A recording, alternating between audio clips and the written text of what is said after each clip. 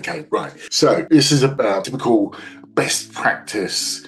Actually, by definition, is not typical. This is a best practice sales process from a purely salesperson perspective. So I'm not even considering tools. I'm talking about the process here. We talked about all the other things beforehand. Pursuit strategy we're talking about today. Next week we're going to talk about negotiate and close, and the week after account management / upselling, getting them to spend more money. Okay, right. So when pursuit strategy is needed, when is it needed? Most people think that pursuit strategy, i.e. how we're going to pursue or prosecute this deal, most people think that's only for big deals, and probably 51% or more of the time that's probably true. However, so typically big deals are different numbers to different people. If you're selling broadband, then a big deal is a couple of thousand a month. If you're selling IT outsourcing, then a big deal might be 100k a year, or 100k a month. If you're selling playgrounds, I don't know what a big deal for a playground is, but I'm guessing $250,000. You'd be happy with a few of those kind of sales, right, Michael? Okay, right. Okay, so that kind of thing, something that's not bread and butter type business, but all things are relative, right? The biggest deal ever negotiated, the biggest thing ever sold was the Russia-China pipeline deal done about 3-4 years ago. It was over 250 billion.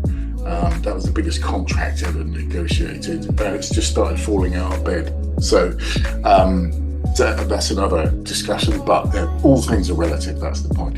But it's strategic. It could be a deal with a difference. So all of a sudden, perhaps we've been selling playgrounds, perhaps we've been selling them to local authorities in parklands and things like that. Perhaps we've been solely focused on that. But all of a sudden, new CEO comes in and says, actually, I want to start selling our playgrounds to high net worth individuals. Okay? People with their own, perhaps big grounds. I'm thinking sort of, Neverland, but you've been selling to castles and such like that. We've already learned, Michael, that's fantastic. But perhaps we're going to have a different sector. And that, for me, would be not business as usual. That requires strategic sort of thinking, and it's a deal with a difference, and it's worth therefore engaging your various. I'm just going to let someone else in here. It's worth engaging your various other resources that you've got around you, because you can't do everything on your own. This has got to be a team-wide. Well, if you want to stand the maximum chance of success, you're going to do this from a team-wide perspective. Bragging rights. So when I was selling IT solutions, disaster recovery specifically, back in the day, before 9/11, so I am going back a little while, but the same is true these days, I joined a company that was selling to what I would call tier 2 level banks. Dresdner, massive bank in Germany, not necessarily huge in the UK, quite a big presence in the city of London, but they would be regarded as a tier 2, whereas a Credit Suisse, Union Bank of Switzerland, Barclays Capital, something like that would be regarded as a tier 1. And so that was a strategic deal. That was where we needed a pursuit strategy to go from, if in footballing terms, from the Championship to the Premiership. That would be reasonable.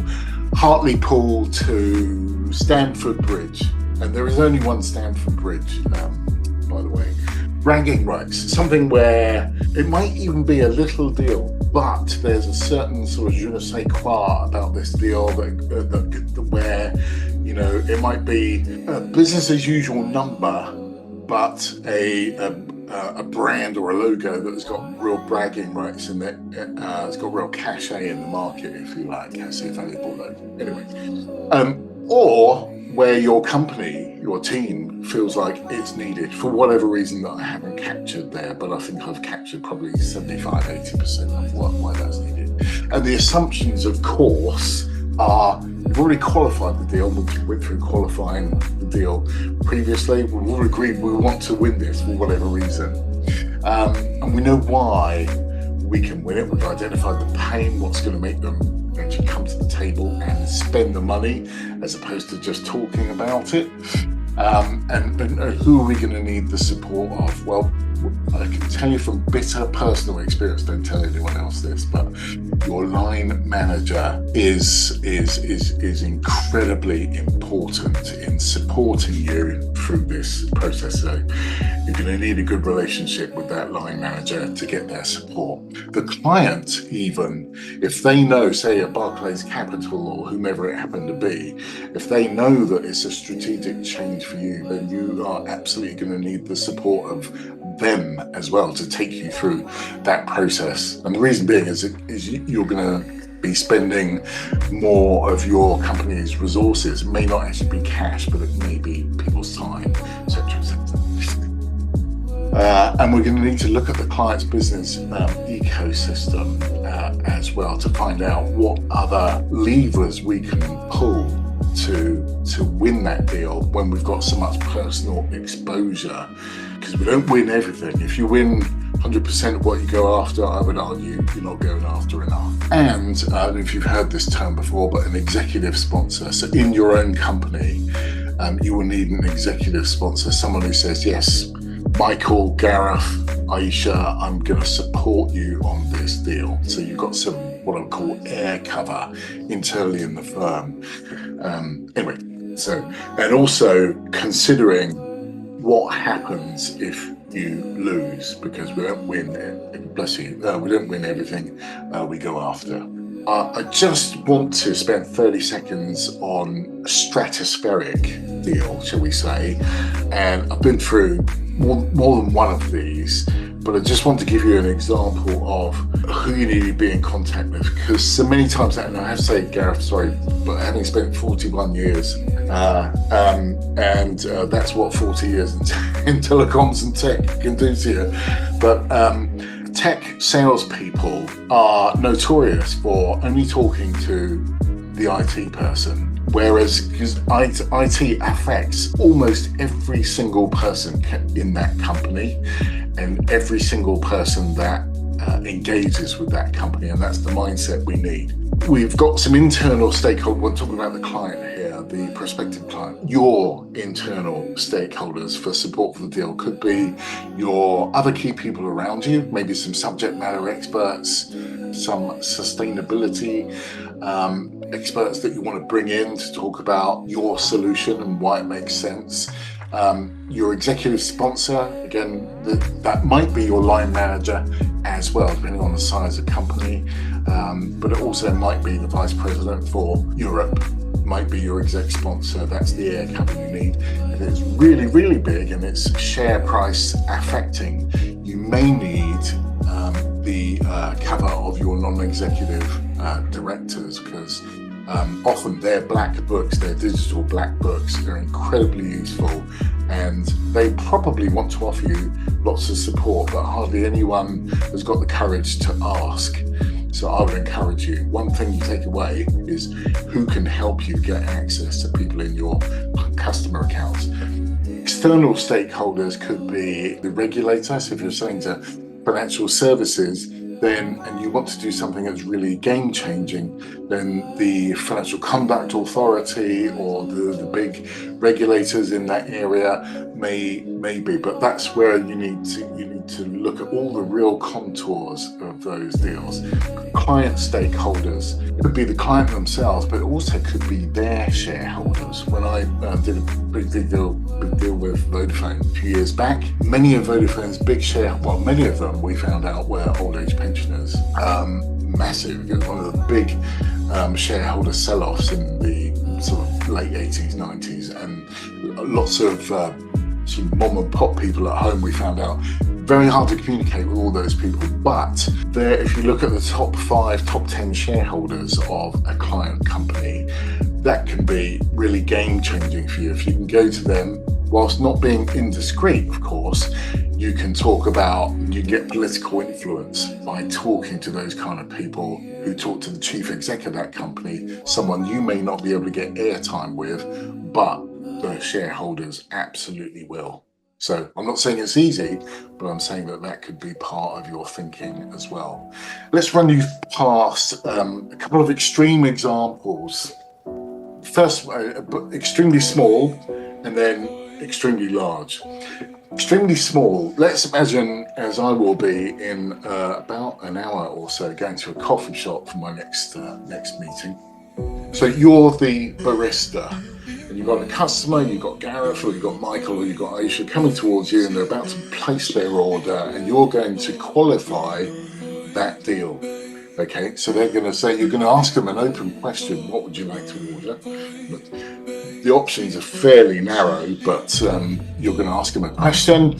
What's it going to take to win the deal? Well, frankly, it's there's not a lot of competition. It's a one-on-one conversation. It's probably going to result in an order. We just want to know what the order is going to be. Okay, is it core business? If they're going to ask for a coffee and you're in the coffee shop, there's a good chance you'll be able to deliver it. What do you need to do to win? What ingredients for that coffee do you want? Do you want a double shot, hot foam and all of that? Who needs to say yes? Again, this is extremely simple, but there's probably no one you have to go to there to facilitate that deal, or who could say no, which is a really important question to ask when you're qualifying deals, and be powerful enough to stop it happening at all. So let's just say someone comes in for a coffee and they say, listen, I've only got £2, and you normally charge £2.80 for a cup of coffee. Listen, do us a favour, I've had a really tough time, can you do me a discount? You'd have to escalate that to get permission to discount the price of a cup of coffee. I know this is ridiculously simple, but it's easy to think about. You may have to go to a manager to get dispensation. Otherwise, the answer is going to be an automatic no. Right? And what if you lose? If you lose that sale, say they go elsewhere to another coffee shop, not too much loss. Not too much loss. We don't have to worry too much about that.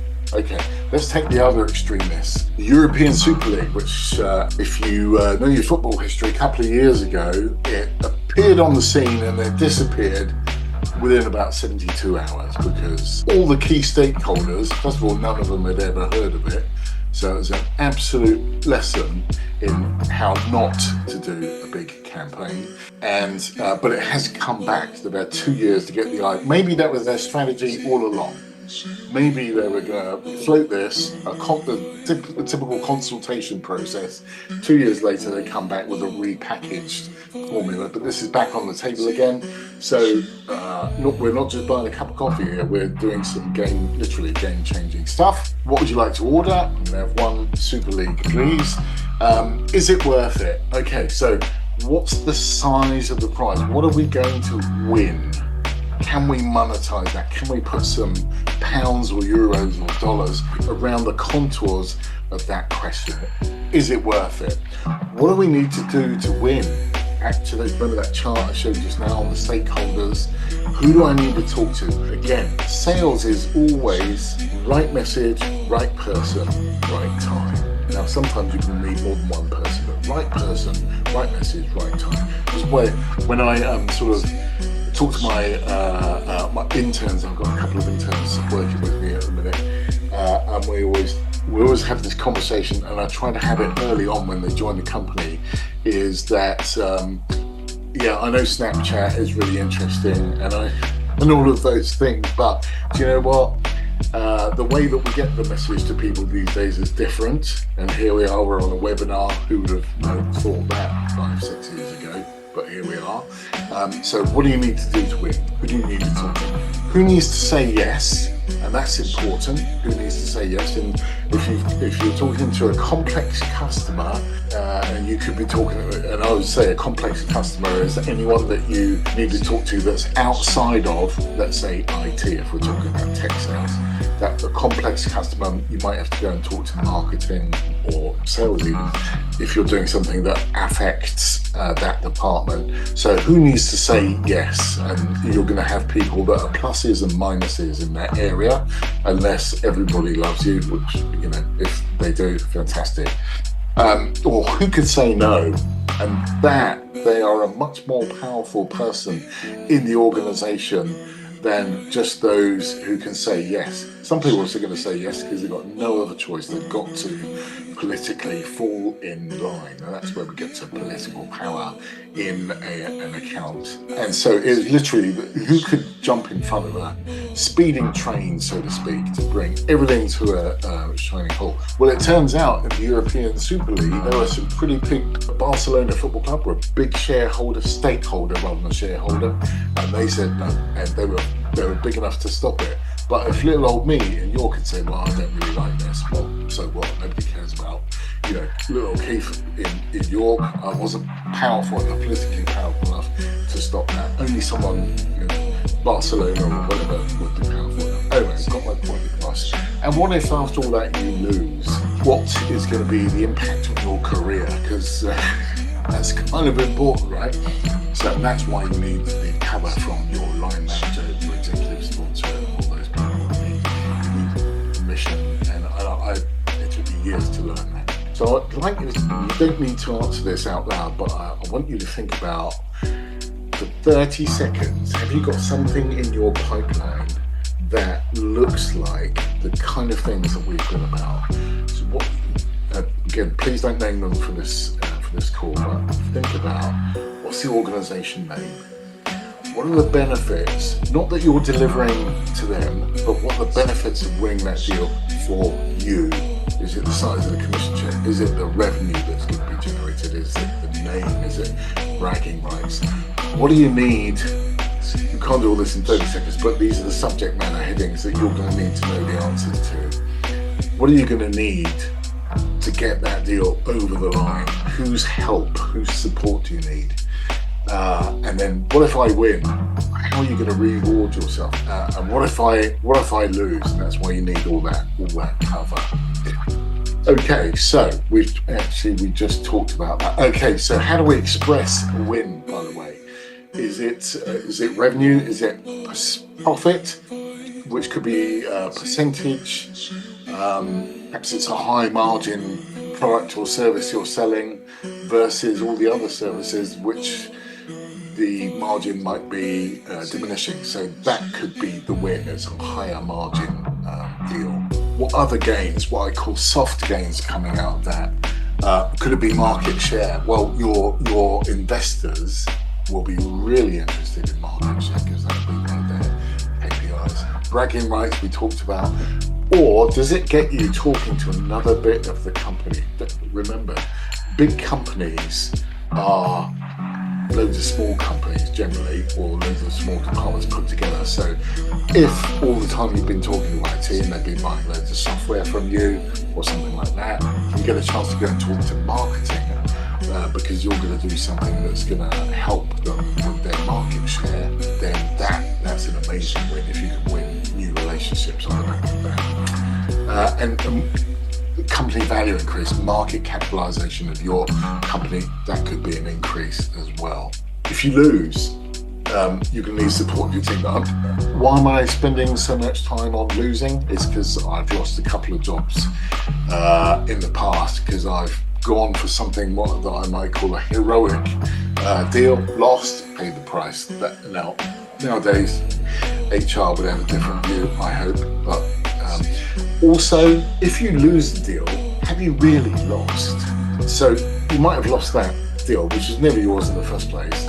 Have you got a new relationship? On the way to winning Vodafone deal, which is over $1 billion, I lost two pretty big deals, $1 million worth of consulting and $100 million worth of data center outsourcing. I lost both those deals, but got me lots of visibility with really important people in the company on the way. And so I can say 5 or 6 years after the fact that actually it worked out really well because of that. I didn't necessarily go in the beginning with the consulting thinking if we lose this, I'm going to gain all these relationships. To be honest, I didn't have that level of experience at the time. I do now, and that's kind of why I'm talking to you now. You can perhaps gain a little bit from that experience and market knowledge. You know more about that knowledge through having engaged at a senior level